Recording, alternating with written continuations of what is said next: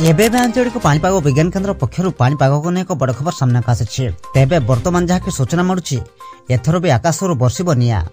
मार्च मास अर्थात आज मे मास मध्य तापमात्रार पूर्वानुमान जारी कला आईएमडी। तेबे यहाकु नहीं केउं सब जिला को केते मात्रा विपद रही संपूर्ण अपडेट यही वीडियो माध्यम जानिबा, किंतु ता पूर्व वीडियो को गोटे लाइक करंतु और वीडियो को आपण मानक सांगसाथी मानक अधिक अधिक मात्रा शेयर करंतु।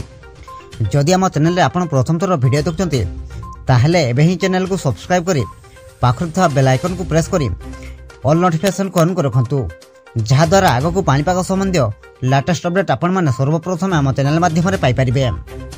तेबे पाणीपाग जारी करथुवा बुलेटिन अनुसार चलित वर्ष रेकर्ड भांगिब ताते।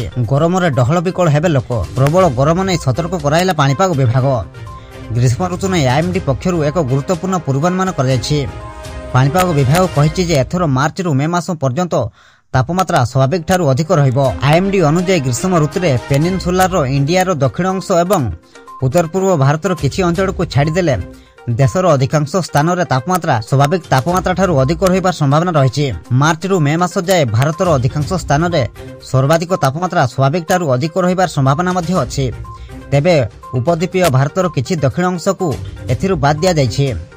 एठारे तापमात्रा स्वाभाविक ठारू कम रहिबार संभावना अछि। एहा सहित उत्तर पश्चिम भारत एवं दक्षिण उपद्वीपर किछि स्थान व्यतीत देशर अधिकांश स्थान रे मासर सर्वनिम्न तापमात्रा स्वाभाविक ठारू अधिक रहिबार संभावना रहिछि। पाणीपाग विभाग अनुसार 2025 मार्च मासरू मे मास पर्यंत ग्रीष्म ऋतु रे देशर अधिकांश स्थान रे अधिक ग्रीष्म प्रभाव देखा मिलिबो।